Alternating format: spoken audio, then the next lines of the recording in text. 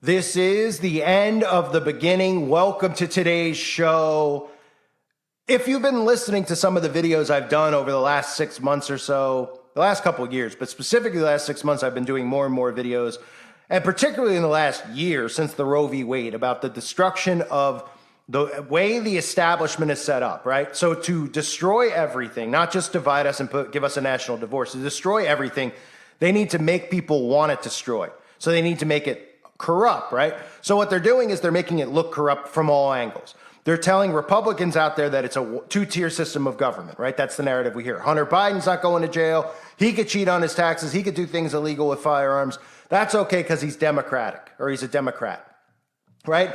We're seeing how the IRS is targeting. This is the stories that are out here. Remember, this is all mind control. So the stories about how Christians are being targeted, how conservatives are being targeted, but liberals can get away with all of this stuff, right? So it makes conservatives say, this thing's messed up. We don't want to be a part of it. It needs to be destroyed. Then they do the flip side, which this week is one of the most hilarious commentaries I've ever seen in my life. They've done the flip side. So they need to destroy the Supreme Court. They need to destroy the House, the Senate, etc., to bring about this world government. It can't exist, okay? A republic cannot exist in a world government. So they have to destroy it, but they also want the people to think it's really happening and to want it to happen, right? Because before all this nonsense, nobody had a problem with the way America was running 25 years ago, okay? Now, all of a sudden, everybody has a problem with it from both sides. And remember, they need to get both sides, not just to get the liberals all worked up about the Supreme Court rulings, which are being done on purpose, which I'll show you in a minute, but also the other side with the two-tier system. Free speech, of course, is something that we're all dealing with. Conservatives or Christians aren't allowed to speak. So being done by design, of course, this is psychological. It's about herding you the way they want to herd you and making you want what they want, right? Problem, reaction, solution on steroids. So the Supreme Court, okay, which has to be destroyed, which we constantly are seeing the corruption of the Supreme Court now, right? How convenient. And the Roe v. Wade thing was the beginning, and I said it then. Why in the world did all of a sudden this Roe v. Wade thing come up? In this disgusting world where they're letting people read in libraries and letting kids castrate themselves, and all these people are running amok. Oh, well, we have a really good Supreme Court that suddenly wants to save the lives of babies, even though it wasn't this big issue as far as like it's something that's been going on for 20 years now. So people are desensitized to it. So yes, we're all pro-life who listen to this channel for the most part, I'd assume, right? It wasn't like this beating issue day in and day out. The media and the government made it an issue again and brought it back in the limelight because they know that they'll be able to manipulate people using big topics, right?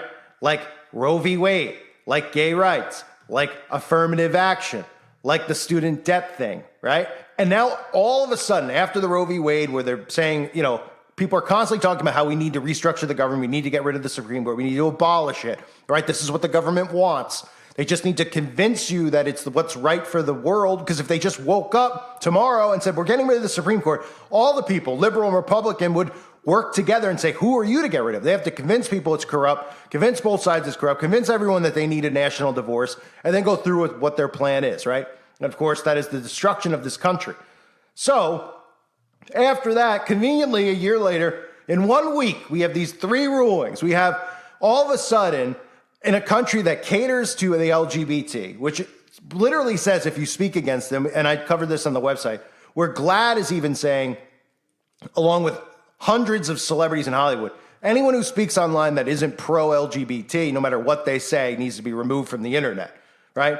We see how catered society is to them, how all the woke communist companies are pumping out propaganda after propaganda with Pride. We even heard the government say it's no longer Pride Month, it's Pride Summer. So suddenly, of course, the Supreme Court would rule that a woman who didn't want to make wedding websites for gay couples, they ruled in her favor, of course, because as the seesaw continues, they need to get all of these people divided on each side and to want this system destroyed. So, of course, they conveniently are saying that, oh, yeah, well, if you don't like the fact that they're gay, you don't have to make them a website. And if they don't like the fact that you're Christian, they don't need to let you on their social media platform. And back and forth and back and forth. It's a giant psychological operation of destruction. So we have that this week. We have affirmative action at these corrupt Ivy League schools, which, again, this is where all the secret societies, the big ones, are running rampant, right? From Yale to Harvard. Harvard, one of the ones sticking their faces out there saying, no more affirmative action. We're not, all of a sudden, right after all these years of having affirmative action, you don't even hear it as a topic that people care about. But now all of a sudden the Supreme Court's decided that they need race neutral and replacing affirmative action, right? So they're riling up black people now, right? And of course, they're riling up the youth, the most important thing for them in this destruction of our government and our society, empowering the youth who are completely brain dead, and saying that they're not going to allow student debt relief, even though in the first place they should never allow it because, you know, if you take out a loan, you're supposed to pay it back. It's called responsibility. I mean, the fact there's even a debate about it's unbelievable. And then they go, well, you know, we shouldn't have to pay. Well, you signed up for it, so that's, you know, whatever. That's your problem, right? But they want our tax money to pay for it. Of course, this is a way to rile up both sides, the people who paid for their education versus the young people out there who are entitled and narcissistic to think that they should have everything handed to them, which is exactly what the government has planned here, because a controlled society is one where they give them handouts, they let them live within their restrictions, and they can't travel outside of certain areas, et cetera, et cetera. So they go conveniently and they say, we're going to overthrow the student debt thing. You're not getting any relief. So look at all the topics here coming out this week and how, boy, we really need to change the Supreme Court and destroy this country. We begin tonight with the Supreme Court striking down affirmative action and reshaping college admissions. In a 6-3 decision, the justices ruled that Harvard University and the University of North Carolina violated the Constitution by considering race when deciding whether to admit someone to their school. A landmark case overturning nearly 50 years of precedent. The latest example of the conservative majority redefining American law, including abortion rights and guns. The ruling means higher education institutions will need to come up with new ways to create diverse student bodies. Groups of protesters, mostly made up of young adults, gathered outside the court to voice their outrage. And to underscore how monumental this case is, 6 of the 9 justices wrote opinions, many personal and strongly worded. CBS's Major Garrett has all the new details and will start us off tonight from outside the Supreme Court. Good evening, Major. Good evening, Nora. Yes, it was personal, with justices on the touchstone issue of race talking to and past one another. This sweeping and historic ruling effectively ends affirmative action in college admissions, reversing decades of precedent that less conservative court majorities had protected and giving colleges and universities some latitude to consider race as one factor as they sought to build more diverse student bodies. Writing for the majority, Chief Justice John Roberts said admission policies at Harvard University and the University of North Carolina violated the 14th Amendment's Equal Protection Clause. The student must be treated based on his or her experiences as an individual, not on the basis of race, Roberts wrote. Many universities have for too long done just the opposite. In a scathing dissent, Justice Sonia Sotomayor accused the court majority of ignoring history and precedent. The court cements a superficial rule of colorblindness as a constitutional principle in an endemically segregated society where race has always mattered and continues to matter. At the White House, President Biden criticized the conservative majority. This is not a normal court. And said the nation must find a new way to achieve diversity in college admissions. What I propose for consideration is a new standard, where colleges take into account the adversity a student has overcome when selecting among qualified applicants. The opinion also exposed deep personal and ideological divisions within the court. Justice Ketanji Brown Jackson, the first black woman to serve on the High Court, wrote in her dissent, quote, "With let them eat cake obliviousness, the majority pulls the ripcord and announces color blindness for all by legal fiat." Clarence Thomas, the court's other black justice, responded, quote, "Justice Jackson uses her broad observations about statistical relationships between race and select measures of health, wealth, and well-being to label all blacks as victims." We won't go back! Outside the court, students and civil rights leaders assembled to protest. I think in this moment in time, it's important for every institution, from colleges to corporations, to commit to pledge to diversity no matter what. Ed Bloom, the president of Students for Fair Admissions, brought the case to the court, arguing race should not factor into admissions decisions at all. Ending racial preferences in college admissions is an outcome that the vast majority of all Americans of all races will celebrate. CBS News polling shows that 70% of Americans think race should not be allowed as a factor in college admissions. But statistics indicate that in states that have banned affirmative action, such as California and Michigan, admissions for Black and Latino students have fallen dramatically at their most selective universities. Shruti Kumar, a student at Harvard, opposes today's court ruling. I think the idea that our society can be colorblind is a silly one. We don't live in a perfect meritocracy. The decision was praised by most Republican primary contenders, chief among them former President Trump, who took credit for appointing 3 of the justices in today's conservative majority. Former First Lady Michelle Obama said she had benefited greatly from affirmative action and vowed to continue her work to build more minority inclusion in higher education. Nora? Major Garrett on this landmark case. Thank you. We come on the air with breaking news from the Supreme Court at this hour. The justice is deciding on a pair of cases for sweeping implications here for the First Amendment, anti-discrimination laws, as well as student debt. And the court has just ruled now on the first of those cases.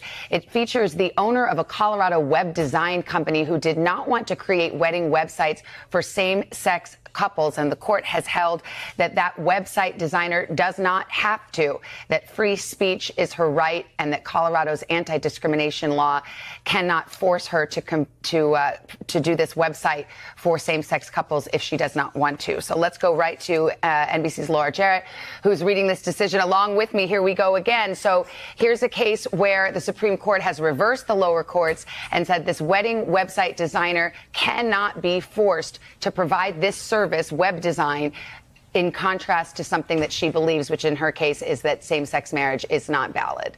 A major decision for states across the country that have anti-discrimination laws like Colorado, trying to enforce them. But in this case, the high court, in a divided ruling, has ruled in favor of Lorie Smith, that graphic designer who, as you mentioned, says that she wants to make wedding websites, but she hasn't actually made any thus far. But she says she fears being fined under Colorado's law, which applies to all public accommodations, which says as long as you're holding your business out to the public, you have to treat everybody equally, which means you can't discriminate on the basis of someone's sexual orientation. And in this case, they say that violates her right to free speech. Now, she has said in interviews that she's actually happy to make other types of websites for gay individuals. So it's not just that she doesn't want to discriminate, but she says in particular when it comes to marriage, that's something that she opposes. Now, of course, this is a court that has largely ruled in favor of those who have made religious freedom type of arguments before. But we should note this is a different type of case. This is on First Amendment grounds. And so it doesn't depend on the fact that she has a religious objection to it. She could have actually objected to it for any reason, as long as it's about her free speech. Now, one of the things we're going to be looking for as we dissect this opinion is where is the line? How does the court decide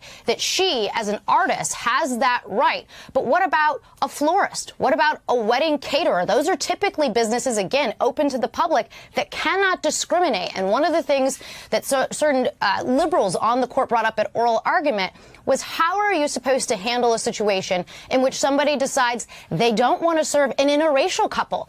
In other words, discriminating on the basis of race. Everyone kind of gets their arms around that situation and can say that doesn't seem like that would pass muster under the Constitution. But in this case, how is it different? How is it different in the case of somebody who wants to discriminate on the basis of sexual orientation versus race? That's one of the things that we're now going to be looking for. But the major headline here is that the high court has ruled in her favor, and now we'll see what happens next. And we have this 6 conservatives, ideological conservatives on the bench in the majority here. The opinion is written by Justice Gorsuch. In dissent, once again, Sotomayor, Kagan, and Jackson. And Justice Sotomayor in dissent says, today the court for the first time in its history grants a business open to the public a constitutional right to refuse to serve members of a protected class. I mean, this goes back to what you were just talking about, Laura, which was how you viewed this case.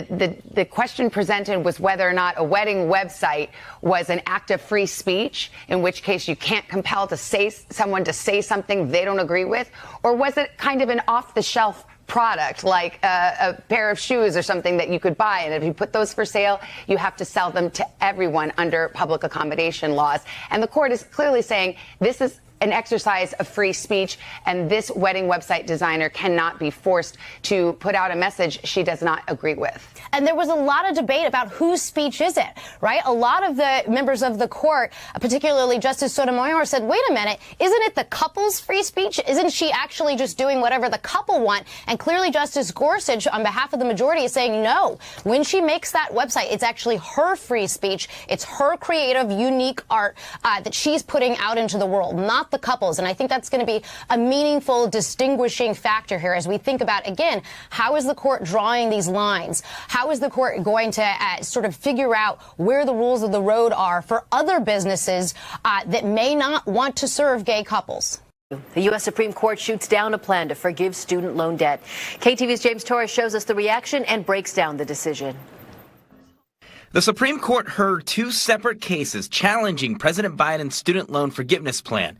Out of a total of 8 plaintiffs, justices ruled only one, the state of Missouri, had standing to challenge the program. The Missouri case, the case of the states, also should have been dismissed. UC Law San Francisco professor David Levine calls the ruling a stretch. It stemmed off a Missouri nonprofit loan collection agency named MOHELA.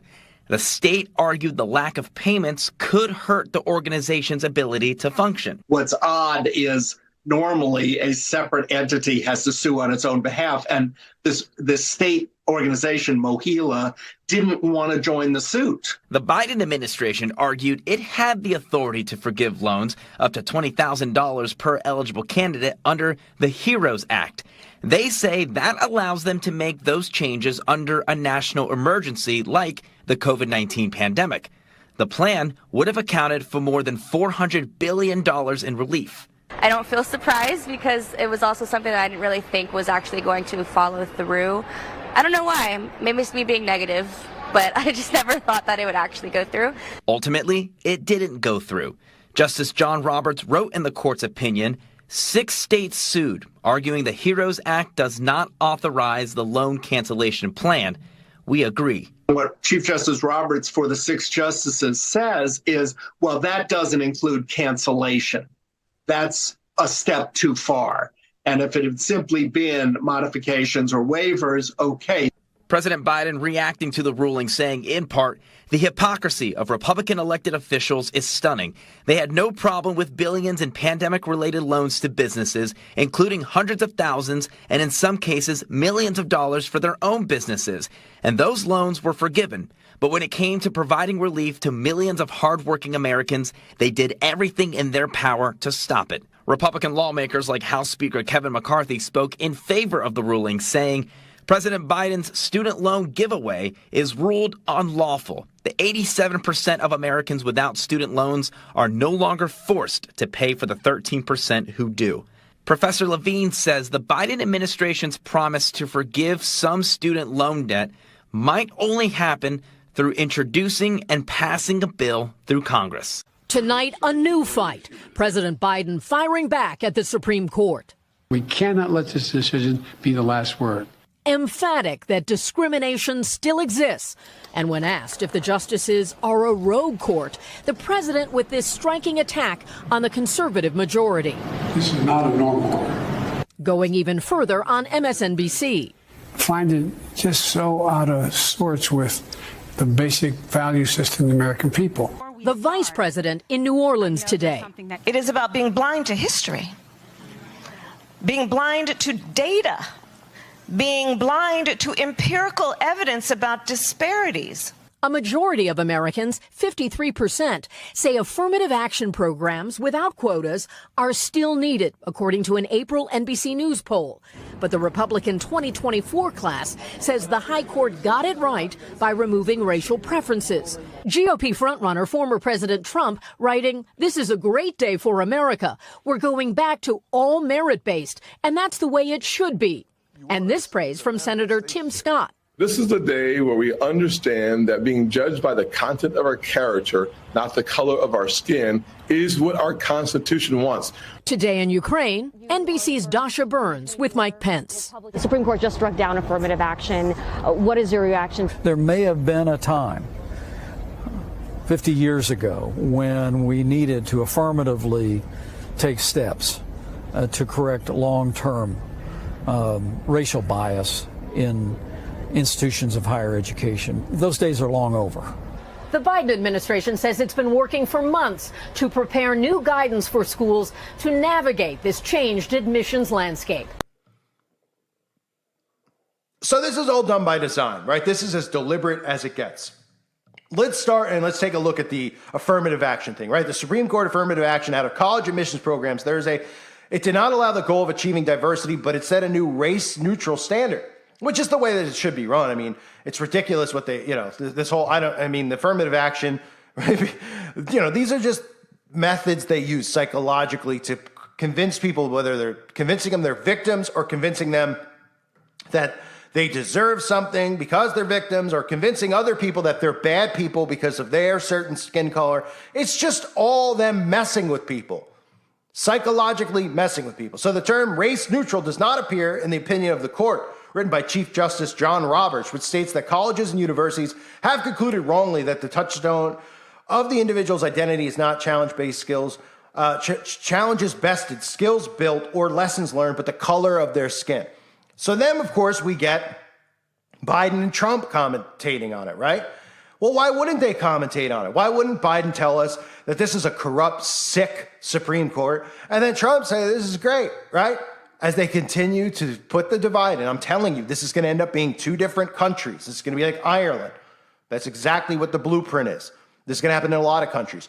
The people who go into the blue states who think that they're free and we're progressive, they're going to be guinea pigs. They're going to be guinea pigs for the mark. They're going to be guinea pigs for all these experiments to be done on them. They're going to be guinea pigs for the smart cities because the rest of society is not going to go along with it. They're awake to it, a lot of people. Now, some might fall into the tech trap because they're, obviously conservatives are dependent on their phones, et cetera. But they're going to divide us. There's going to be different rules in different states. This is how they're doing it. This is how they're getting people on board. You're not going to be able to get abortions in these states. Gays aren't going to have rights in these. Oh, they're going to persuade you into these states. What they could do is run amok. They could have naked pride parades, et cetera, et cetera, et cetera. And then the people, they're making it so that conservatives don't want to be around these people because they're giving them so much freedom. But those people who are getting the freedoms think that they're being oppressed, right? The pride parades have turned into nude parades now, but they're oppressed. Every company is promoting their agenda, but they're oppressed. They actually believe this because they don't have thoughts in their heads, right? And they're always victims. It's part of narcissistic disorder. The other side is getting to the point where they don't want to be around them. And I think we all could agree we don't really want to be around these people, unfortunately, because they've turned them into absolute menaces to society. There's no morals anymore, right? So they're letting them push the extreme as far as they could push it, getting into libraries, getting into schools, wanting to be able to castrate, all this stuff done by design to create this division. But this is Biden and Trump, the whole thing is them working their audiences, the liberal base and the Republican base. Oh, the Supreme Court's corrupt. It's got to go. We got to destroy it. Take it down now, right? Because of the people who are in there. They're destroying our democracy, right? It's all a charade. It's a show being put on by these people in power. They have to destroy the system that is in place. They cannot bring about the New World Order with the system that is in place in America and in these other countries. That's why they're promoting these things that used to be on C-SPAN, these arguments in the House and the Senate that nobody would ever watch. They're not only promoting them, they're putting all of these characters from the Senate and the House. Instead of putting on the late night talk shows like Johnny Carson would have, Burt Reynolds on and Rodney Dangerfield on. You put on these late night shows, there's senators on there. You're like, oh, tonight, the senator from Iowa. You'd be like, what? I don't want to watch it, but people are watching it. Not a lot, but people are. This is what they're getting programmed with. Instead of like, oh, here's your new movie. Crack some fake jokes about your family. Oh, did I tell you about the family trip I went on? That's what the late shows used to be. Obviously fake and formulated, but that's what it used to be. Now they're turning these people into celebrities. They're turning the debates in Congress into national news because they want to continue to work people's minds psychologically into this national divorce. It's all done by design. The people in power, Republican and Democrat, are working together to do this. The Republicans, if they wanted what we all would want, right, they go out there and they say it, but they don't do anything. And then they come out and they go, well, the reason that things aren't happening with Hunter Biden, which is all PSYOP, the reason that things aren't happening is because there's a two-tier system of justice. So we should all want to get separated from them. And then we'll lead you, these Republican leaders will lead you in the red states, and you can cheer for us. And it's all part of a plan. It is all part of a plan. They're working together. All of them on both sides should be thrown out. None of them were voted in. Okay? You see how famous these alt-right ones, they call them extremists, like Lauren Boebert and the other guy from Florida, Matt, whatever. I can't even think of his name off the top of my head. They're like household names on every talk show, right? And you're just like, who cares? And then you're like, okay, well, if these people are elected, shouldn't they be doing stuff? Like you look at Watergate, you look at Bill Clinton's scandal. The stuff with Biden would be 1,000 times worse. Giving land to China and all this stuff, money from China, our opposition, the communist dictatorship of China, right? They'd be impeached, he'd be gone.